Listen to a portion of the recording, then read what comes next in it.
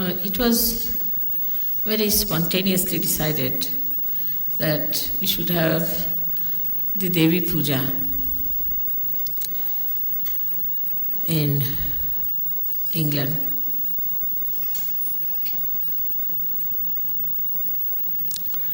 And this is the place where really Devi Puja should be, because it's the place of Sadashiva and where Adi Shakti should be worshipped.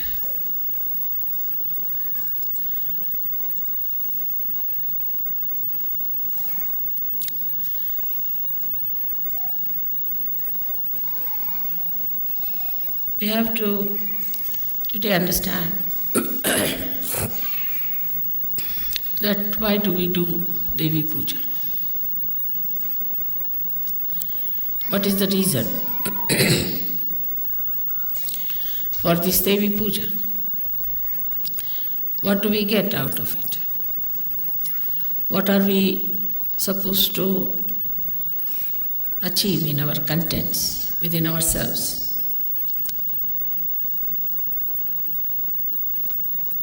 The first thing is that Kundalini is the Devi. She is the reflection of the Adi Shakti. So when you worship Devi, first you worship also your own Kundalini by giving her credit, because she has given you this realization. It's much deeper understanding than normally people have about the Devi Puja, because they are not realized souls. Their Kundalini knot is awakened. So normally when they do Devi Puja, it's for the purpose of getting realization, so that the Devi should be pleased, prasanna, and should give them realization, or must give them a chance to get to somebody who will give them realization. But you are at a different level now. So it's more of a thanksgiving to your own Kundalini and to Adi Shakti, glorifying that whatever has happened so miraculously is because of the Kundalini which was within you, which was reflected by the Adi Shakti. But one has to know that only we are realized souls is not the point. Only that we can feel the vibrations is not the point. That we can give realizations to others is also not the point. Then what is it? Very important is the content within us. What do we have within us is the point. These are all the expressions of what we have within. Supposing somebody is generous, then know that he is a rich man. Otherwise he cannot be. So the content within us, we have to see. And when we start seeing the content,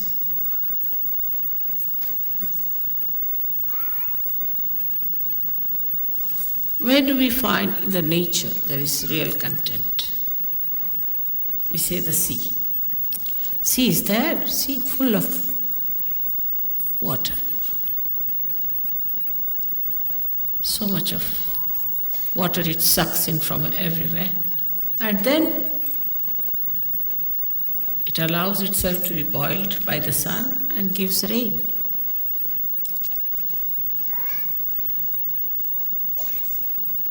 But sea is the lowest level, stands at the lowest level and sucks in all the water from everywhere. In the same way, a Sahajogi must know that to be really achieving more content, we have to be not at a higher level outside. It said in the Bible you have to be meek. But I think it was not explained to people. Only the strong people can be meek. Secured people can be meek. Only the rich, in essence, can be meek. Not the people who are insecure. Because they are insecure, how can they be meek? And not the people who we think are rich, so-called. Because if they are rich, they are not generous, they are not satisfied, they are not philanthropic. So they are not rich, they are still greedy beggars.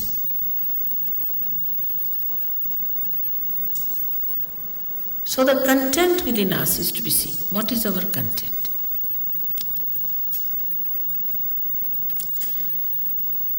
You love me, I love you. It's very good. But when you love me,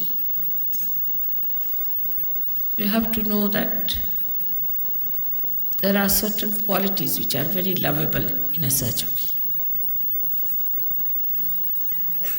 Actually, people get lost even after sahaja.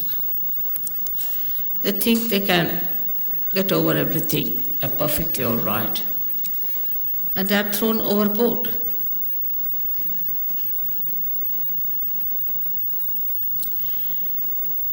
So when we say that we have to be meek, this is a content. The humility is a content. Try to that. Try to be humble with someone. You like yourself. You'll enjoy that quality within us, that, see, I'm humbler than another person. And what is another thing we find as content are the great mountains, because they have heights. And they are the only ones who can capture the clouds. So such a rapport there is between the humility of the ocean and the heights of the mountain. That's how a Sahaja should be. He is too high because so much of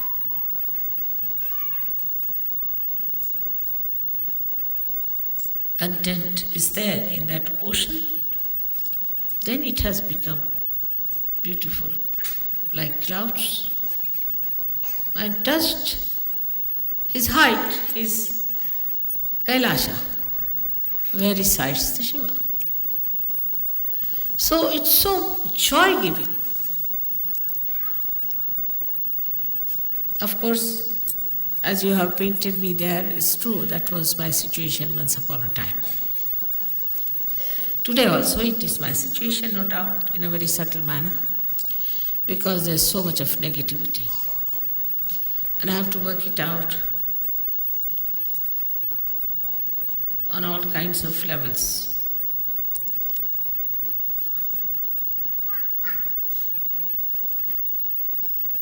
There is no excuse for some human being to be a devil, no excuse. And for a Sahaja, there's no excuse at all. But still, once I have called you my son, my child, there's a little blessing goes, I would say, a long rope. But that long rope, one should not care for.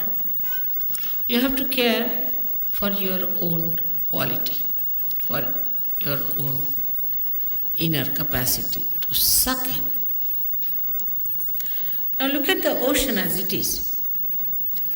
All that is around falls into the ocean, everything. And then the sun, we can say that's the spirit, evaporates. Only possible in the ocean. It doesn't evaporate the river so much as it can because such a wide thing, such a deep thing, inexhaustible. And then absolutely pure material comes out of that. And that can go and touch the heart. Because as a Sahajogi's hearts are at a very high level, where there is Shiva residing. Nobody can reach there except for the purity. And unless and until you have that largeness, that depth, that humility, and the maryadas, you know that sea never leaves its own maryadas. And if you press it from one end, it will express on one other side. It never leaves. If Pacific Ocean was even 100 feet deeper, there would have been a problem. So even in depth, in its height, in its spreading, it has its own maryadas. But in that maryada, he has a feeling that he is one with the nature, one with Mother. He is not disturbing the Mother Earth, nicely placed in the body of Mother Earth. Nature is bound by the divine. The divine looks after the nature, so everything works out beautifully, and you have freedom. And after Sahaja Yoga, you have greater freedom. Absolute freedom, because you can not be bound by anything nonsensical, anything sinful, anything base. You are above that like a mountain. And so wherever there is a combination of a mountain and an ocean, the ships can come. Deep people can only come to such shores where there is depth. That's how you achieve your depth, between your heart and your Bhavasagara. That beautiful area where people can come to you and just they know this is something great.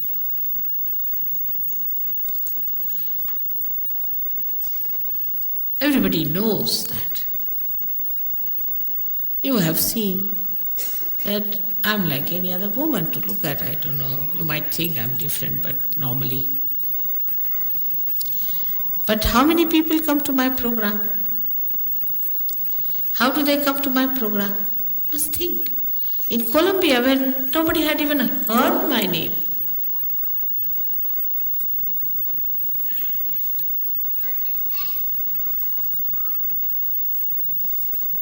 thousands came, very surprising. And people had no place to sit. In Russia, where, no question of their knowing my name, there are no books published, nothing.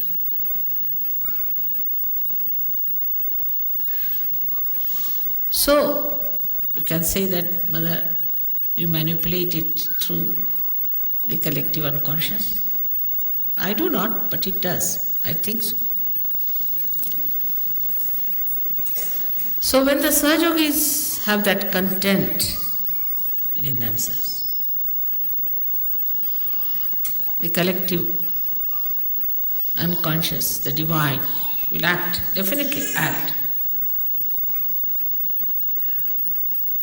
Like a person who is spreading advertisements, this, that, yes, people come because he takes money.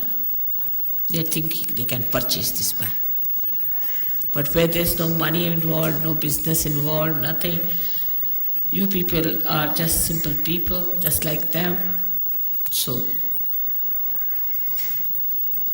but it's all done by the divine, isn't it? So the divine works it out. But if the Sahajogis in a place are good for nothing, then even if I am there, it does not work. Half-hearted people, if they are, it does not work. in no way to discourage you, but to tell you that you have to develop your content within yourself, a complete faith in yourself. This is the greatest property of a surgeon. And what is this ocean? It's love and love. It doesn't talk, it doesn't do much, nothing is to be done in this. It just works spontaneously. The less you do, the better.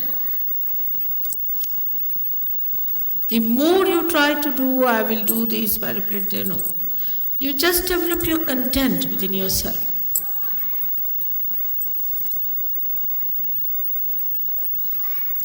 And imagine you are also lucky.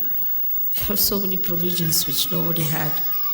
They had to go into jungles, they had to take all the wrath of their gurus and nobody to protect them. And they never had Adi Shakti to worship. So you have Adi Shakti with you, whose power is all this divine. So you are at such an advantageous position. But first you must realize. So when we say we should have content, then the vessel has to be strong. Otherwise, everything will break. And this strength is the one you should know, that you are completely protected. No one can harm you. They'll try. This has to be, otherwise how will you test whether you are absolutely safe or not? So somebody has to try some tricks just to see and for you to watch how you are successful. Without doing anything, you'll be amazed, everything will be cleared out. And you'll not know how things have cleared out, how things have worked out.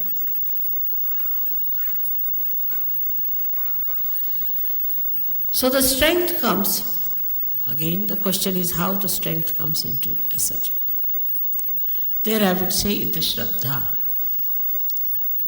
Shraddha is not blind faith. After Sahaja Yoga, after realization, you know everything. You've seen my photographs, you have seen how Sahaja Yoga works, you've seen how you can raise the kundalini of people, you can feel the vibrations, you can feel others, you can cure others. All this power is within you. But just to realize that power without ego is your strength. And when you are powerful, you don't have the ego, because what is the need there? Ego is there only when you don't have power, because you want to have more. But when you are fully there, there's no ego. So this power is to be ascertained first, to find out whether you are powerful or not, to find out first. And then, like if I have to sit on the chair, I'll see, is it all right or is it shaky? Oh, it's all right, I can sit on this.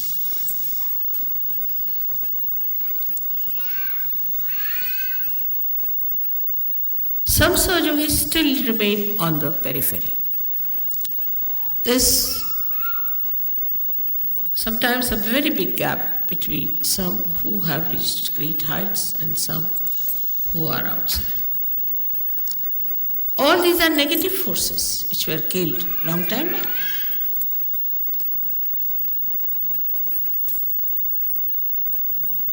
Only one Shakti was sufficient to kill them. Of Kali Shakti, Durga Shakti. But you have so many of them. You have Mahalakshmi Shakti. You got Saraswati Shaktis. You have all the 12 deities are there working for you.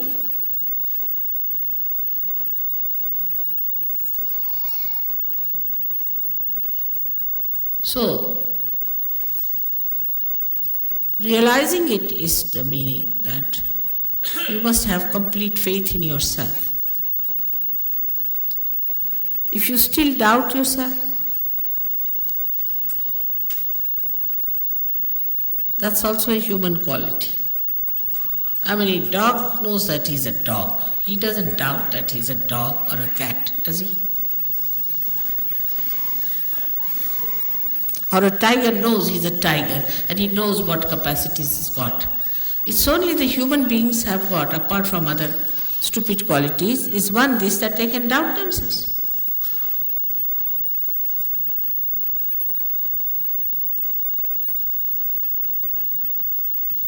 And this doubting quality has made them cowards. In Sahaja Yoga, you should have no doubts about yourself. Because I'm still doing like this, mother, I'm still doing like this, then how? Then get rid of it. I mean, how can I solve your problem if you want to carry monkey on your back? And I'm still carrying the monkey on your back, you get rid of the monkey, finished. It's so simple. I mean, to my simple logic, this is what is the answer. Why do you want to carry the monkey and then come and tell me, mother, I am carrying the monkey? I can see it.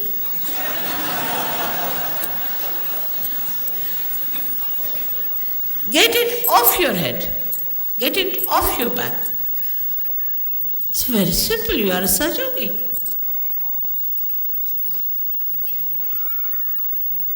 And this is what I found about Russians. They didn't have any monkeys, really.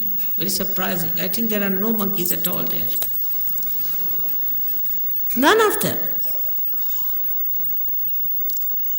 No private problems, no public problems, no any other problem, nothing they discussed, nothing. They could have said that our government is such, is nothing.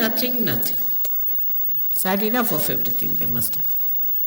Very well read people, very well educated, in very big professions, very humble, very open hearted. They just wanted realization, that's all. They said, you have come here for our liberation. They would even touch my sari like that. Place I walked, they would touch. Just imagine. Who has told them about vibration? I never said I am Adi Shakti. How did they recognize me? They developed that strength within themselves, that Shraddha. And they never talked about God in that country. They have some stupid people who have churches and things like that, and Islamic institutions. But most of the people are so strong, and the content is showing itself. Imagine every time they have a program, even now on follow-on, at least 1,000 people are there. In this England, we can't even get 1,000 for Devi Puja. And they come all the way from thousands of miles, from Siberia, this, that. And they have booked themselves because they are the halls you have to pay for. So, though the Sahaja Yogis don't take money, they pay for halls.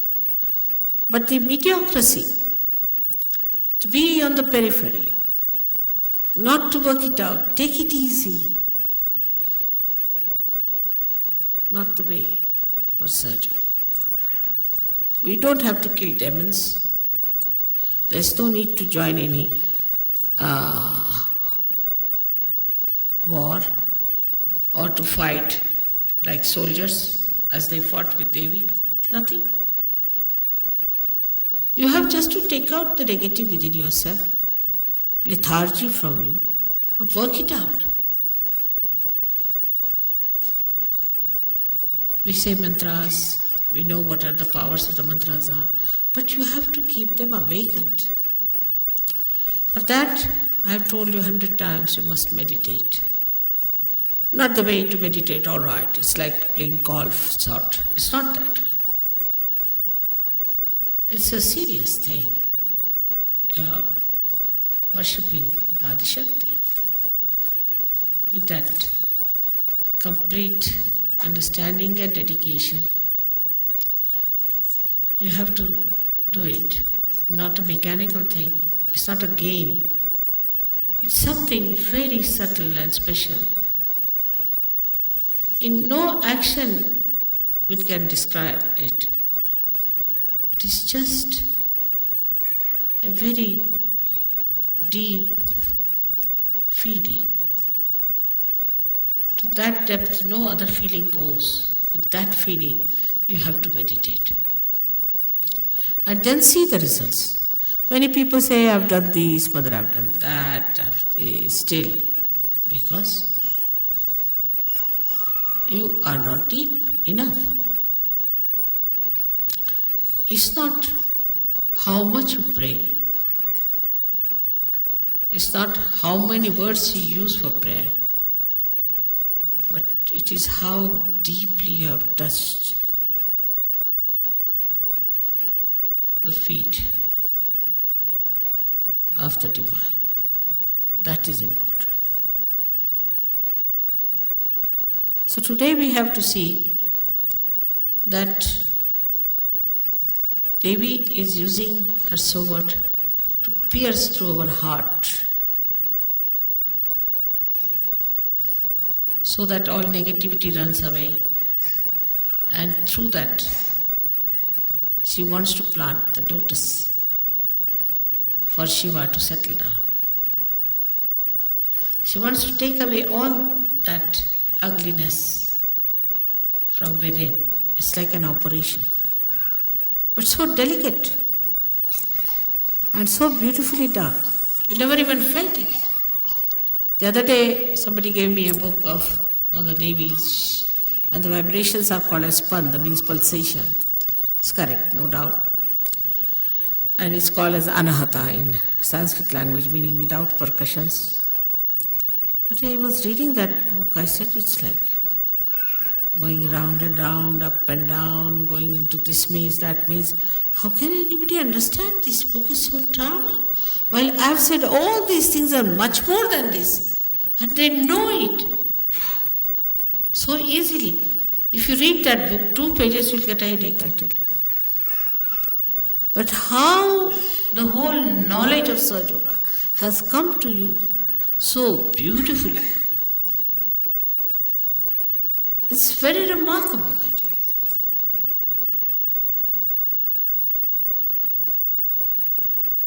If you read the mantras, they'll give you explanations which has nothing to do with reality, sometimes I feel.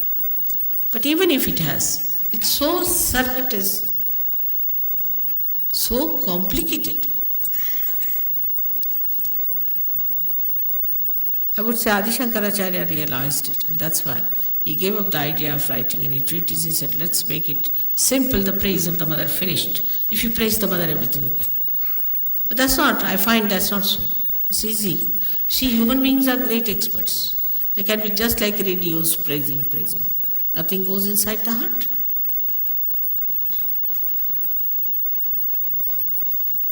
But you have to develop that depth. In Sahaja Yoga, we work through our heart, not through our brains. You have to develop that heart and to receive into it the greatness of other people. Now people can see what's wrong with others very easily. They don't want to see what's wrong with them. Any intelligent man can see that. There's no need to have realization. But a wise person sees what's wrong with him and he trusts. He trusts himself then because he's wise. He doesn't doubt. He knows he's wise. He knows what's wrong with him and what is to be done. So the work of the goddess is very different today, as you can see it clearly. Of course, symbolically it is the same. But it has become very subtle, very subtle. The first work is to destroy the negativity, which is going on, as you know. The more light comes in, the ignorance will disappear. This light will spread, all the darkness will go away. But you are the lights. You have to put the lights on. And you have to look after your light. And you have to make that light eternal. This is one work which you are doing. The beautiful work of the Goddess you are doing is to spread light, enlighten people. The negativity that is around you is not so dangerous as whatever is in you. Today it has become subtler. The negativity has become subtler. It's entered into your being. And be careful. It may any time topple you. Even one step you do not put right when you are climbing up, you can go down. So one has to be alert, without tension. You have to be alert without tension. And the alertness grows when the light goes within, you start seeing. Immediately you see, oh, that's it. So, I, the so and so, that's it. And you know how to correct it. And you know how to put it right. And immediately you take to it. Like a good sari now has something fallen on it. Immediately you clean it. In the same way, we have to be very, very alert. Daksha is the word for that. Now this was the work of the Goddess before. Goddess used to give enlightenment and Goddess used to be alert for you. She would sit like a tigress for her children. They are praying, they are doing puja, they are doing some sort of a home, havana, so the Goddess would sit out, protect them from all negativity coming, all rakshasas coming, kill them, this, do that. But that stage is gone now. Now she's entered into you. So you have to kill your negativity, you become as powerful as your mother. No negativity can touch you. So you can give realization, you got that power very well. And you can watch your defects more than that of others. And you try to put them out because they are not good, they are not for your benevolence, they are not for your ascent. By that, nobody is going to gain. At the collective level, it just works automatically. You don't have to worry. It comes to culmination and a person goes out. As if somebody runs up like a blind fellow on a cliff and jumps down. You don't have to worry too much about this. It just works. You have seen it has worked that way.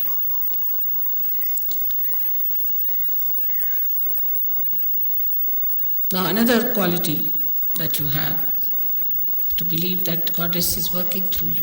In you she resides. You have got the powers. It's penetrated into you. Is that you can comfort people. You can cure them.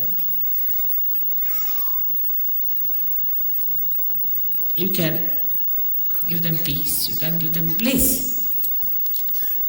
But then what Goddess has done in you is that she has given you the bliss. You have become bliss. Like they say a cool air conditioner, you get the cool from there. In the same way, if you are emitting bliss, you give bliss to others. But there is no bliss within yourself. But what bliss you can give to others?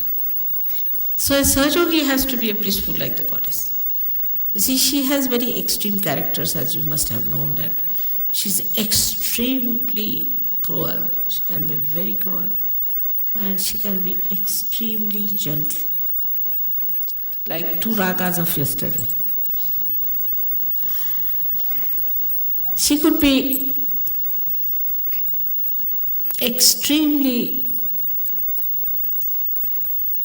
harsh,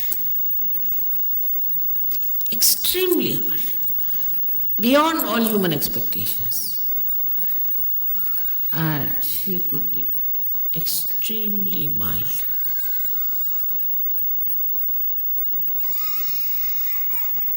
So this harsh part we need not have. It will just work. This part is only kept for the divine. You just take to the other side. Let this harsh part be looked after by the divine. After all, divine also must do some work. If you do all the work, then what will divine do?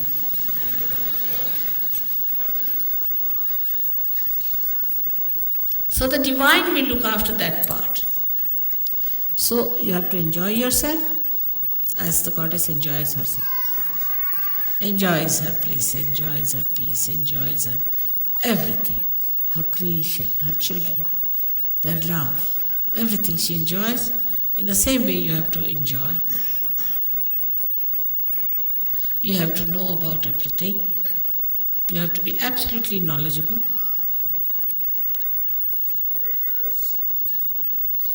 And nothing more is needed but just to say that, "Oh Divine, please protect us at the most." Even if you don't say it's all right, you're looked after. The divine is working round the stage. You don't see it, it's all there invisible.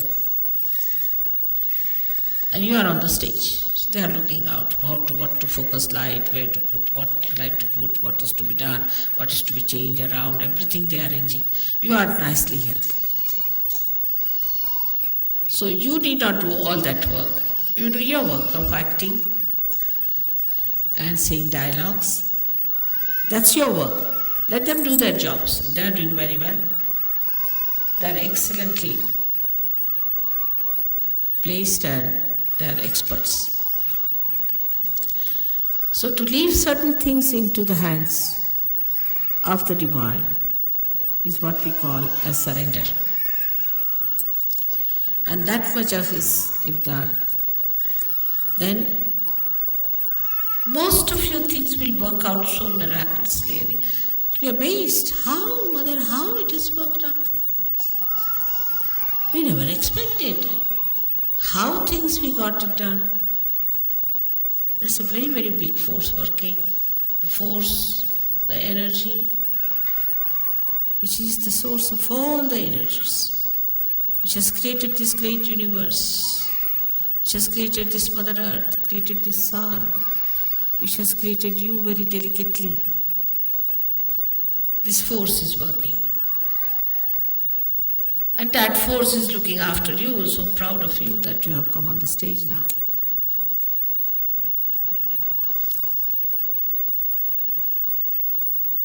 So as it is, we are today praying to the Goddess that help us to fight our negativity within us. Give us your tiger so that we fight. Give us your lion so we fight. Let us fight all these horrible animals that are within us, these horrible haunting things that are within us, these horrible conditionings we have to get rid of it. Still, if you watch yourself, lots of conditionings are there, lots. Still. If you see there are covered with very thin curtains and you don't see it, but they are there. Let the tiger enter into all these dens and find out. And you enjoy that, riding over the horse, riding over the lion and riding over the tiger. Like a goddess, why not? After all, children get all the heritage of the mother, don't they? So you have all the heritage available to you. But you have to be worthy in the sense that you have to know that you are worthy. That's all. You have to just know that you are worthy. and that you can do it. So again, today we are here to do this puja, which would have been in Perth, but somehow or other it was not so. And is luck for you to have this puja. And it is something of a very deeper nature, very subtler nature. Like your blood it is, because on these 7 days they say the goddess has to wear the red all the time, because it's blood. And the first color you see in the womb of your mother is red. It's the security. One side is the red rag, another side it is the security. So for you it is the security. Around you, every place you go, it is there. Just feel it. You have entered, I must say, into the kingdom of God, no doubt about it. You all have entered.